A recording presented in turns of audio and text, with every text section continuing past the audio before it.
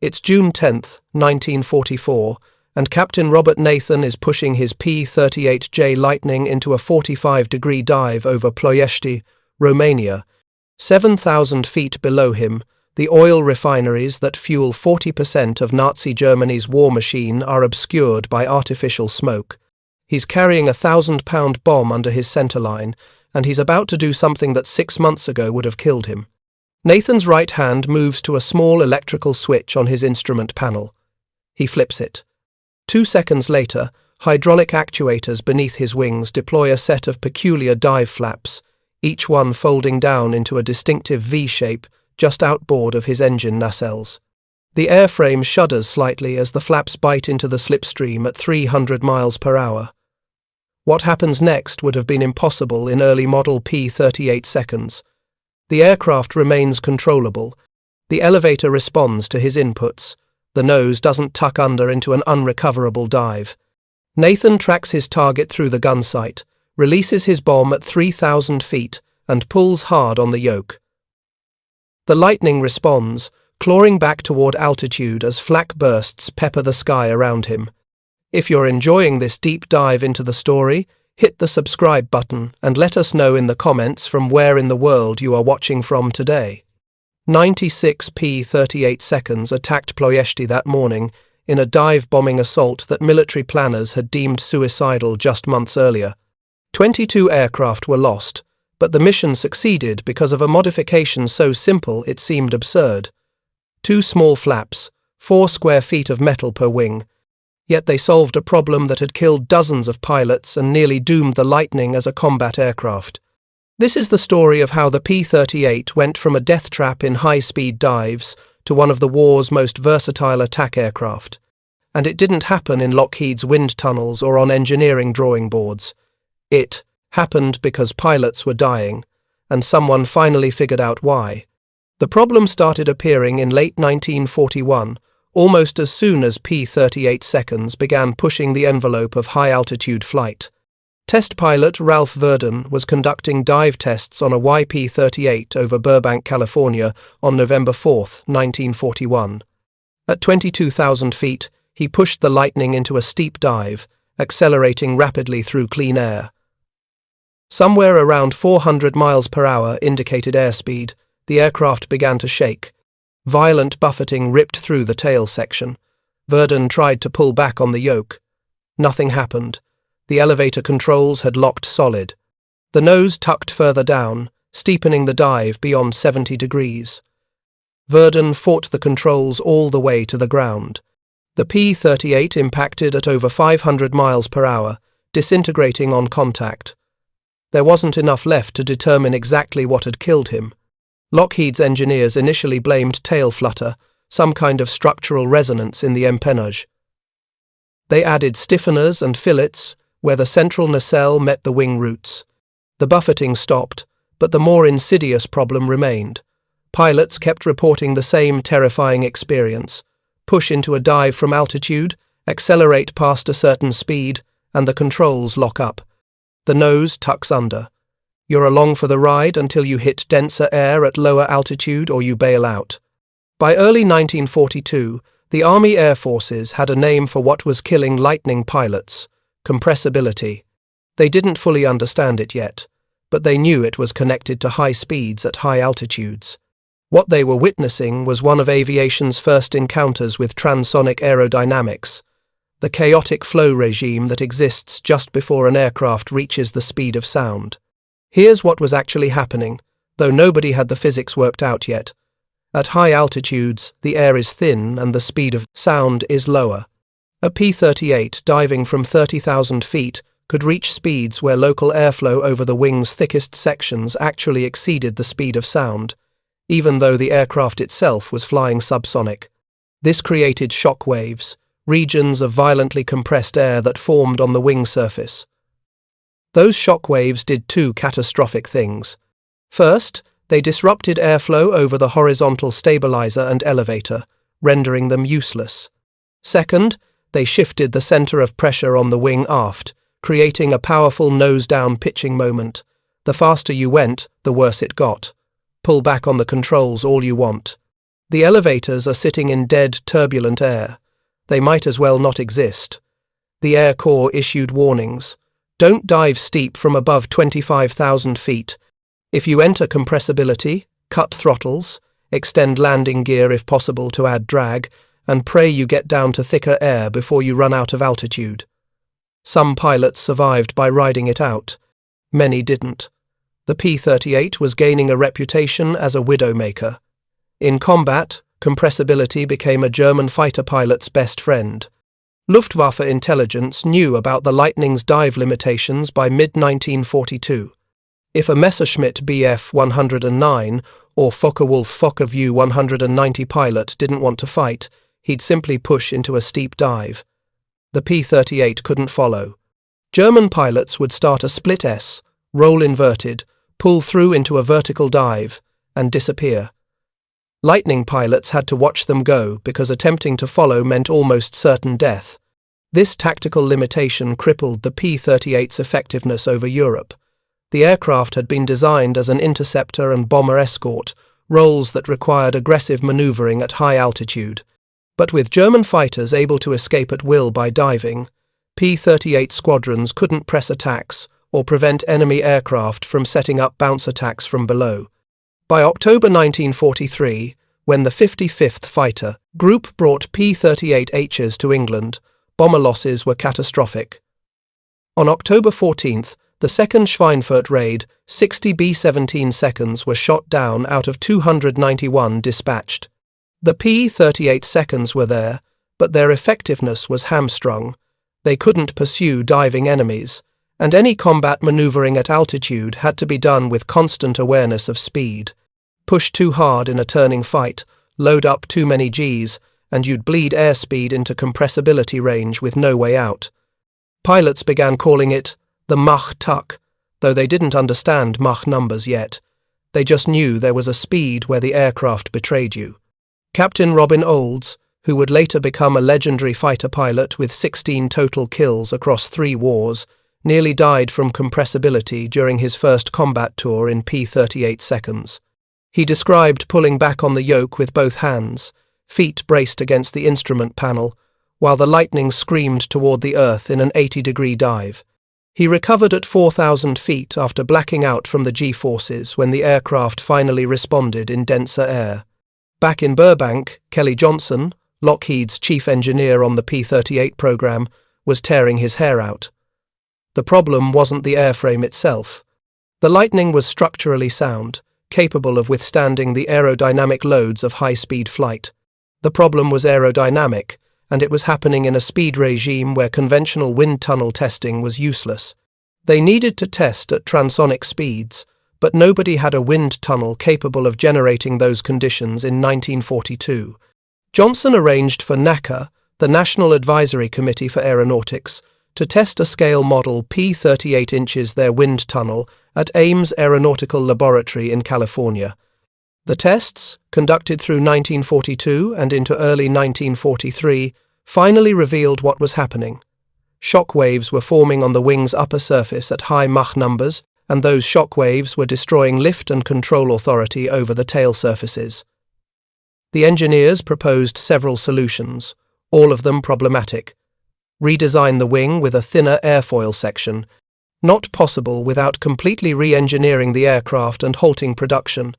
Add a powered trim tab to the elevator that could overcome the nose-down moment. Tried it. Helped slightly, but didn't solve the fundamental problem. Install a dive brake to limit speed. Where? The Lightning's unusual configuration left few places to mount a conventional dive brake without creating asymmetric drag or interfering with the tail booms.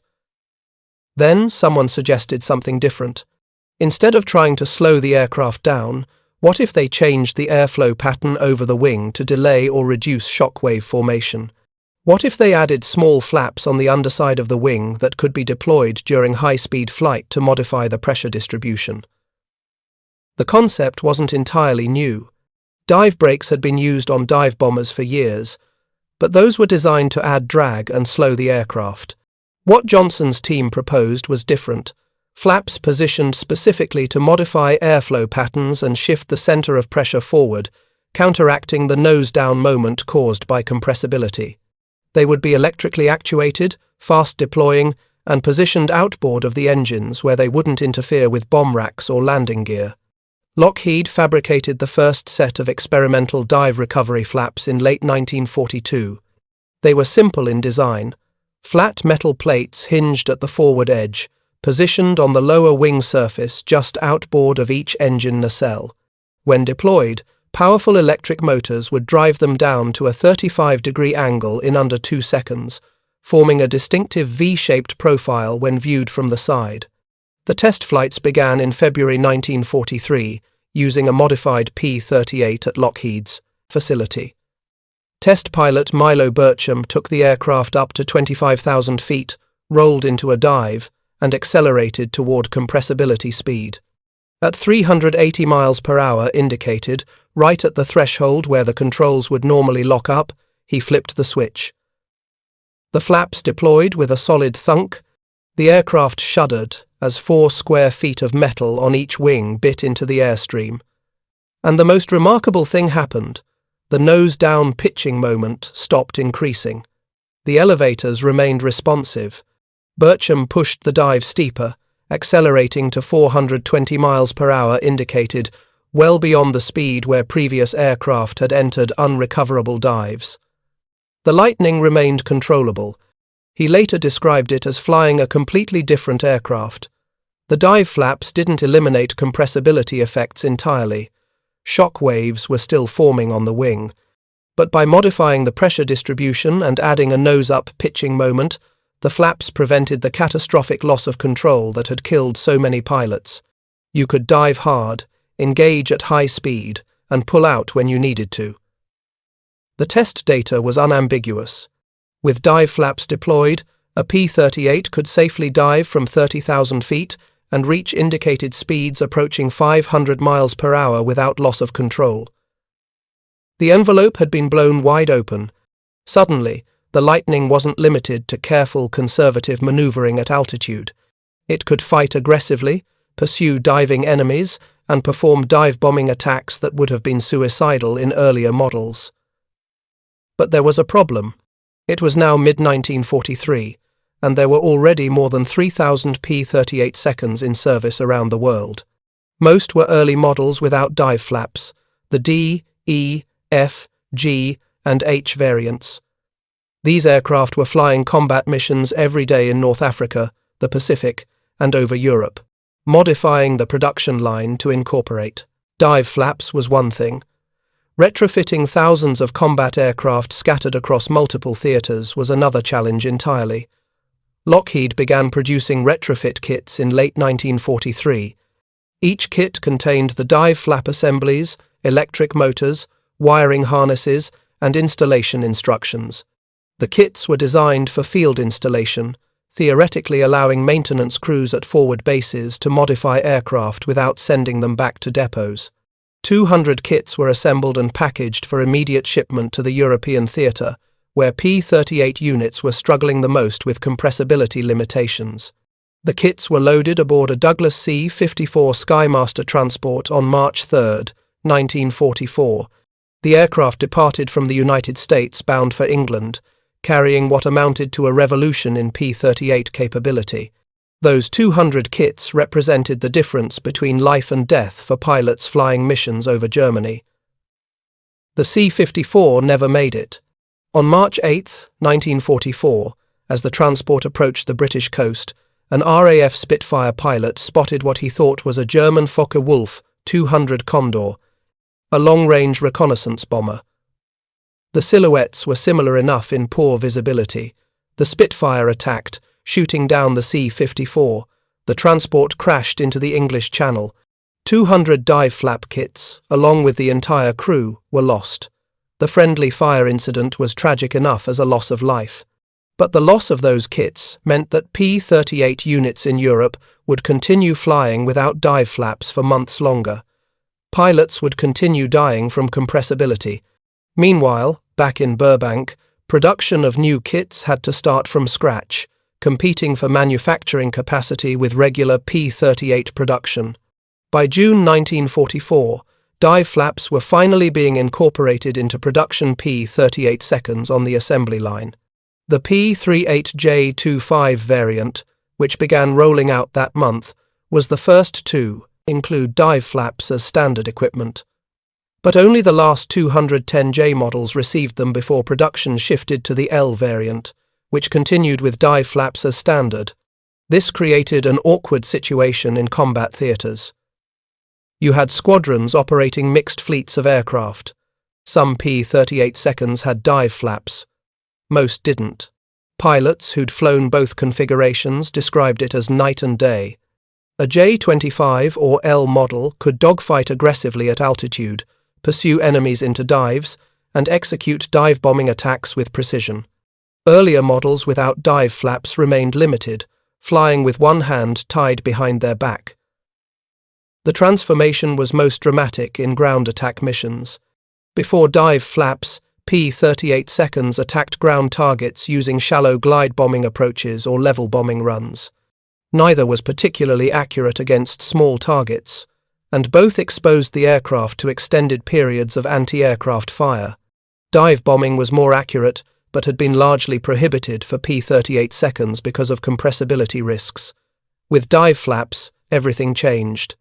The P-38 could now execute proper dive bombing attacks, roll in from 7,000 to 8,000 feet, dive at 45 to 60 degrees, release bombs between 2,000 and 3,000 feet, then pull hard and exit the target area at high speed and low altitude. This profile minimized exposure time to flak, maximized bombing accuracy, and played to the Lightning's strengths in speed and firepower. The tactical implications rippled across every theater where P-38s operated. In the Pacific, where most combat occurred at medium altitudes, dive flaps weren't critical for survival, but they expanded the mission envelope. Lightning units could now provide close air support with dive bombing accuracy that rivaled dedicated dive bombers like the SBD Dauntless, while retaining full fighter capability. But it was over Europe where dive flaps proved their worth in blood and iron. The Ploiești mission on June 10, 1944, was the dramatic proof of concept. 96 P-38Js from the 1st and 82nd Fighter Groups launched from bases in Italy for a dive-bombing attack on the oil refineries at Ploiești, Romania.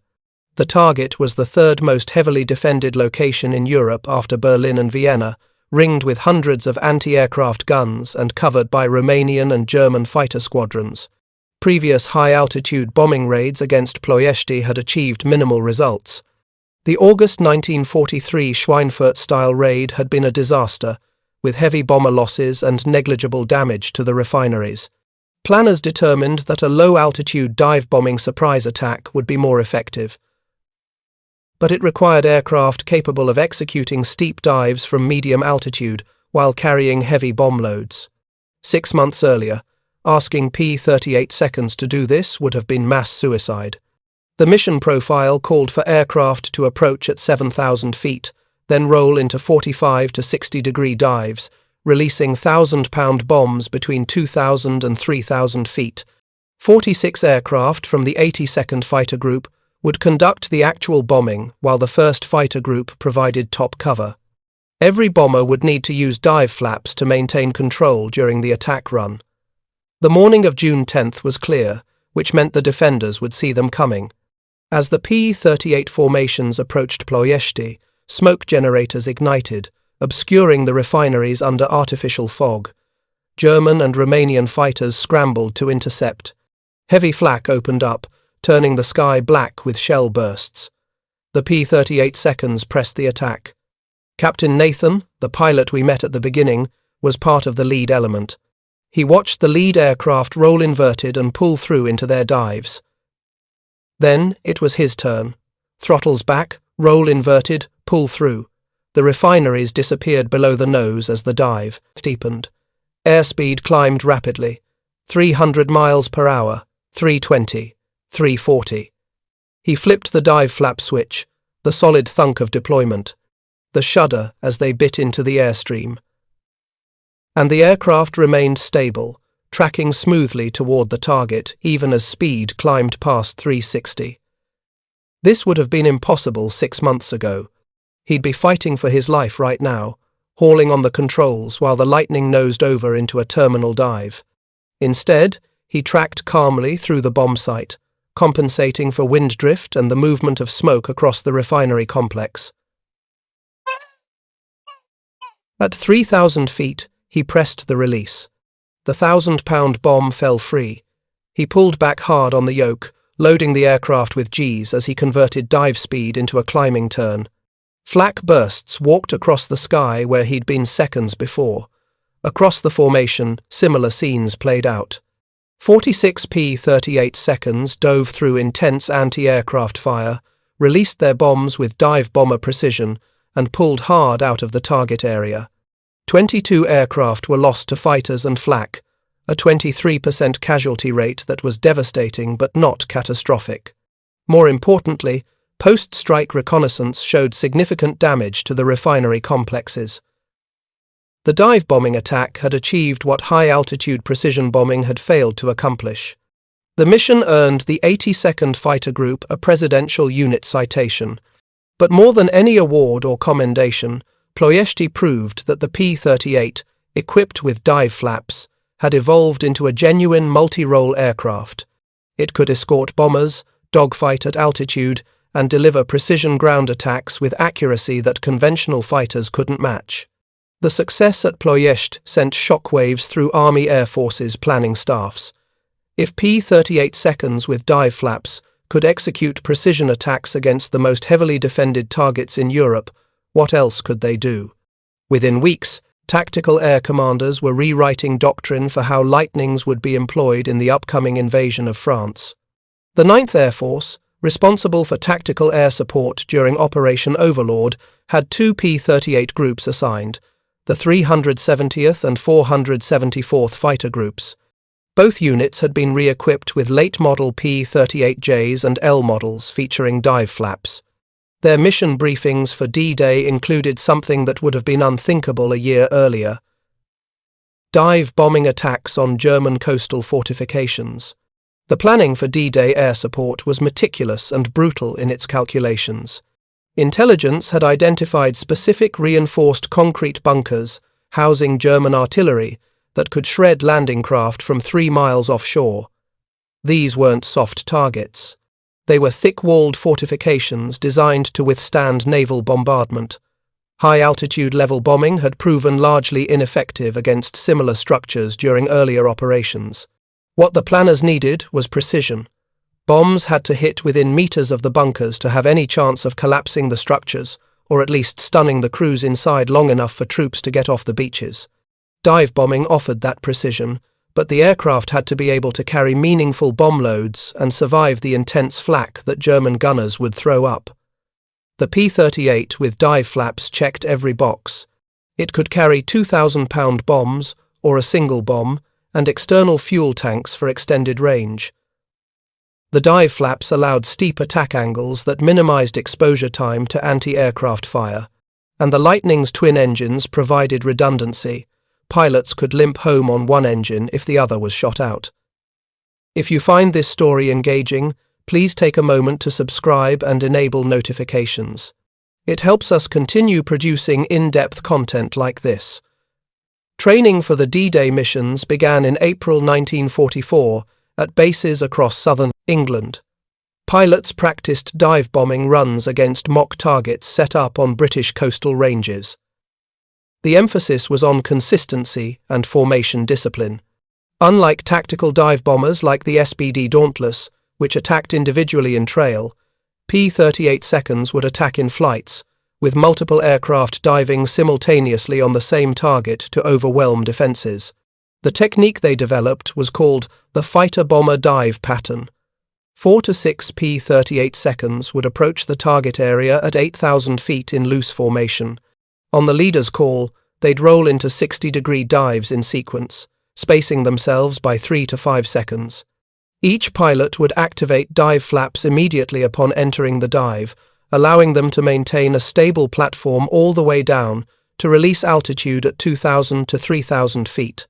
The dive flaps made a massive difference in bombing accuracy. Without them, pilots had to fight compressibility effects, wrestling with controls that wanted to lock up as speed increased. Your attention was split between the target and keeping the aircraft under control. With dive flaps deployed, the Lightning remained stable and responsive. You could focus entirely on the target, making fine corrections right up until bomb release. Squadron records from training missions in May 1944 show dramatic improvements in circular error probable, the radius within which half of all bombs fell. P-38 seconds without dive flaps achieved CEPs of around 1,200 to 1,500 feet during dive bombing practice. With dive flaps, that number dropped to 400 to 600 feet. That's the difference between a bomb landing in the same postal code as the target versus landing in the same building. The morning of June 6, 1944, arrived with less than ideal weather. Cloud cover ranged from 3,000 to 10,000 feet across the invasion beaches, with visibility varying from poor to adequate. Bomber crews, who'd been counting on clear skies for their high-altitude runs, found themselves dealing with solid overcast. For the P-38 units tasked with hitting coastal fortifications, the weather was manageable but not great. The 370th Fighter Group launched 48 aircraft in the pre-dawn darkness, each Lightning carrying a single 1,000-pound bomb. Their targets were German gun positions overlooking Utah Beach, specifically a cluster of fortified bunkers at St. Martin de Vareville. The flight arrived over the target area at 0540, 10 minutes before H-hour, when the first landing craft would hit the beach. Major Howard Nichols, the group commander, led the attack personally. His flight of 6 aircraft rolled into their dives from 7,000 feet, dropping through the cloud layer at 4,000. They broke into clear air at 3,000 feet with the German fortifications directly below. Nichols activated his dive flaps, felt the aircraft stabilize, and tracked his bomb onto a concrete bunker. Release at 2,000 feet. Pull hard. The bomb hit within 20 feet of the structure, close enough that the blast collapsed part of the wall. 5 more P-38 seconds followed in quick succession, walking their bombs across the fortification complex. The Germans never had time to respond effectively. By the time their flak guns started tracking targets, the Lightnings were already pulling out and accelerating away at wave-top height. Total time over target, 45 seconds. 8 bunkers were damaged or destroyed. When troops of the 4th Infantry Division landed at Utah Beach 20 minutes later, resistance from those positions was negligible. The story at Omaha Beach was different, and it illustrated both the potential and the limitations of dive bombing in combat conditions. P-38 seconds from the 474th Fighter Group attacked German positions overlooking Omaha in similar fashion, but their timing was off. Concerned about hitting friendly landing craft, bombardiers added a few seconds delay to their release points. Those few seconds translated to bombs landing 200 to 300 yards inland from the fortifications. The results were predictable. German positions at Omaha remained largely intact, and the troops landing there faced withering fire from bunkers that should have been neutralized. Casualties at Omaha were horrific compared to Utah. The lesson was documented in post-invasion analysis. Dive bombing precision depends entirely on execution. Hesitation or overcaution can be just as deadly as recklessness, just in different ways. But across the broader scope of D-Day operations, P-38 seconds with dive flaps proved their worth repeatedly. Throughout June 6th and the days following, Lightning units ranged across Normandy, hitting tactical targets with a precision that tactical air commanders hadn't thought possible from fighter aircraft.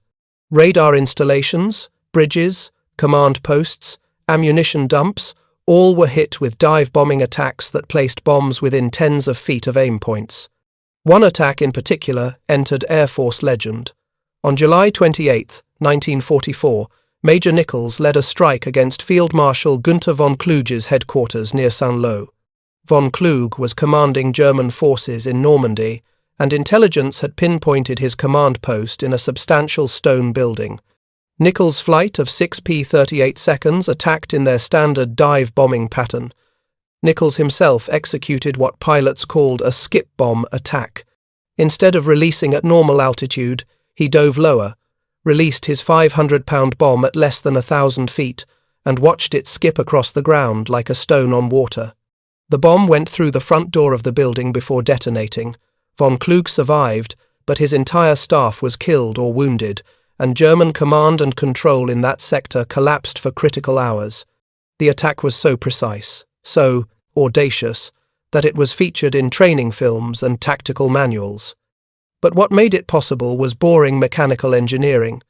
2 dive flaps that allowed Nichols to maintain control during a near-vertical dive at high speed. Without them, attempting that attack would have been suicide. As Allied forces pushed across France through summer and fall of 1944, P-38s operated primarily in the fighter-bomber role, conducting hundreds of dive bombing missions against German armor, troop concentrations, and supply lines. The Lightnings earned a reputation among ground commanders as reliable close air support aircraft that could put bombs on target even when weather limited other air operations. The dive flaps enabled aggressive tactics that would have been impossible earlier. P-38s could orbit above the battlefield at 8,000 to 10,000 feet, relatively safe from small arms fire and light flak. When targets appeared, they'd roll in immediately for dive bombing runs. The quick response time, the ability to attack from a standing patrol, made them ideal for fluid ground combat situations where targets of opportunity appeared and disappeared quickly. German troops on the receiving end of these attacks reported that P-38s were particularly terrifying because you couldn't hear them coming until they were already diving. The Lightning's turbo-supercharged engines were quieter than most fighters, and the twin-boom configuration meant there was no single loud exhaust note. Soldiers described looking up to see a silver cross shape dropping out of the sky in near silence, then the shriek of wind over dive flaps, then the whistle of falling bombs. By the time you processed what was happening, it was too late. The effectiveness of dive flap-equipped P-38s in the ground attack role eventually led to discussions about whether the Lightning should be reclassified as a fighter-bomber rather than a pure fighter. Some operational analysis suggested the Ploiești 5 aircraft was actually more valuable in tactical bombing and close air support missions than in air-to-air combat over Europe, where the P-51 Mustang had proven superior in escort and air superiority roles. But those discussions missed the point. The dive flaps hadn't transformed the P-38 into something it wasn't designed to be. They'd unlocked capabilities that had always been latent in the airframe, but inaccessible because of compressibility limitations. A P-38 liters with dive flaps was simply a fully realized version of what Kelly Johnson had intended when he designed the aircraft back in 1937. A fast, heavily armed, long-range fighter capable of dominating across multiple mission profiles. The Pacific Theater told a different story about dive flaps, one that illustrated how the same modification could have varying impacts depending on operational context. In the Southwest Pacific, where 5th Air Force P-38s operated primarily at medium altitudes against Japanese targets, compressibility had never been the crisis it was over Europe. Combat rarely occurred above 20,000 feet, and Japanese fighters didn't use diving escapes the way German pilots did. But even in the Pacific, dive flaps improved operational capability in subtle but important ways. They gave pilots confidence. Before dive flaps, every aggressive maneuver at altitude carried a psychological burden. You had to constantly monitor airspeed, be aware of your dive angle, manage your energy carefully. One mistake, one moment of target fixation where you pushed too hard into a dive, and you could find yourself in an unrecoverable situation. With dive flaps, that mental burden disappeared. You could fight aggressively, pursue targets into dives, and know that you had a get-out-of-jail card if things got too fast. Flip the switch, deploy the flaps, and the aircraft would remain controllable, even at speeds that would have been terminal in earlier models. That psychological freedom translated into better combat performance. Major Richard Bong, America's highest-scoring ace with 40 confirmed kills, flew both early and late-model P-38s during his combat tour. He noted in debriefings that the L model with dive flaps allowed him to press attacks more aggressively because he wasn't worried about compressibility. He could focus entirely on gunnery and tactics rather than dividing attention with energy management. The same theme appeared in after-action reports across P-38 units. Pilots consistently reported that dive flaps increased their effectiveness not just by preventing deaths from compressibility, but by allowing them to fight with greater confidence and aggression. The modification removed a constraint that had been forcing pilots to fight with one hand tied behind their back. By late 1944, virtually all operational P-38 seconds had either been built with dive flaps or retrofitted with field modification kits that had finally reached combat theaters in sufficient numbers. The difference in capability between early and late war Lightnings was so dramatic that some units treated them as essentially different aircraft for mission planning purposes. A statistical analysis conducted by the Army Air Forces in December 1944 showed striking differences.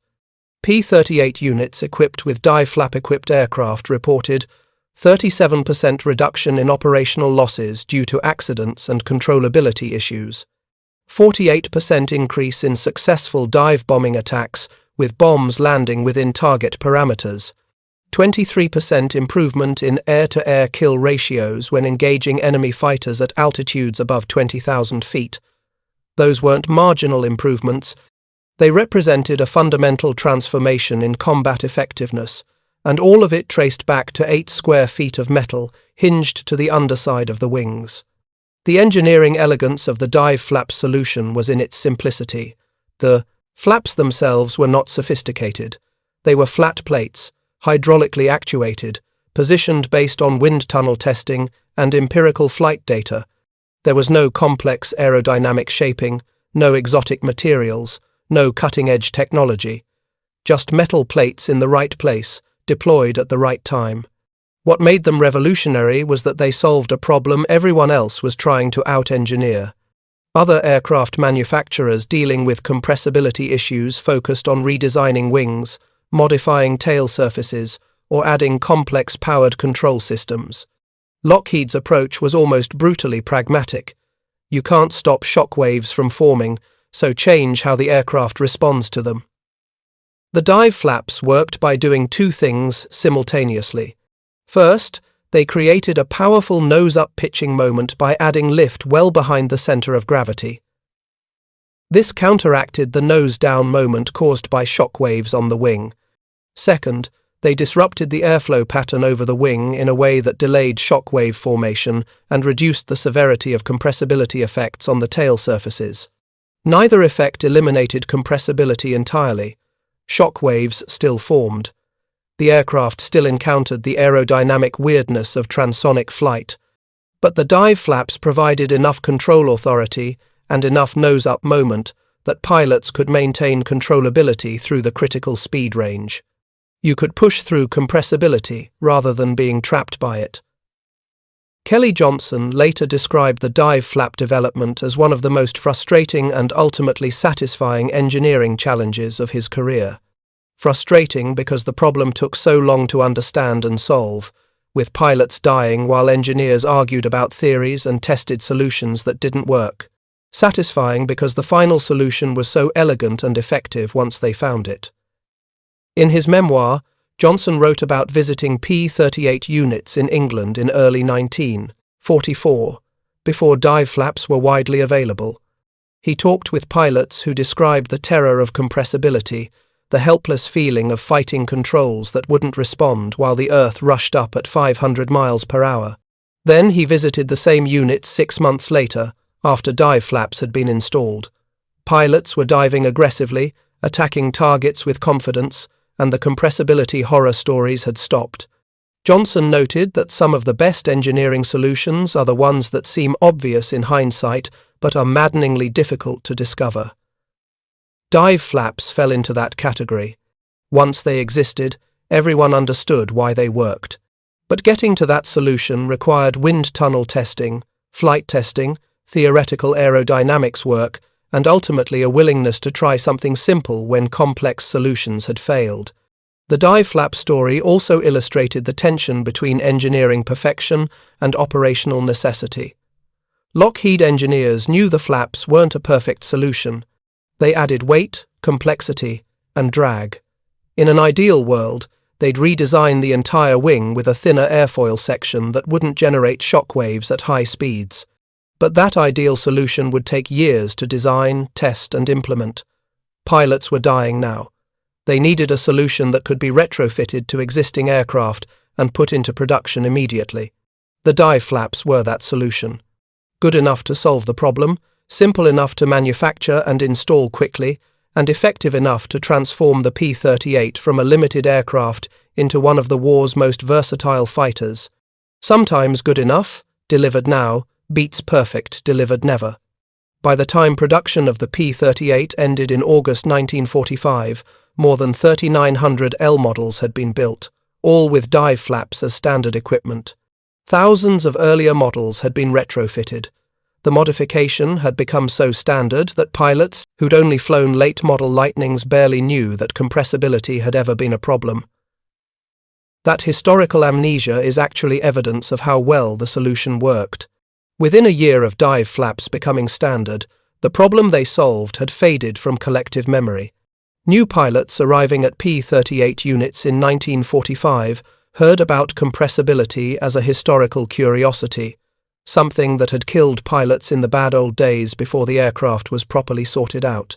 They couldn't imagine why anyone would have been afraid to dive a Lightning aggressively. The veterans knew better. They remembered the fear, the limitations, the friends who died fighting controls that wouldn't respond. And they understood that the confidence new pilots felt, the aggressive tactics they employed, and the missions they flew successfully all rested on a modification so simple it seemed almost trivial. 2 flaps, 4 square feet of metal per wing, the difference between life and death.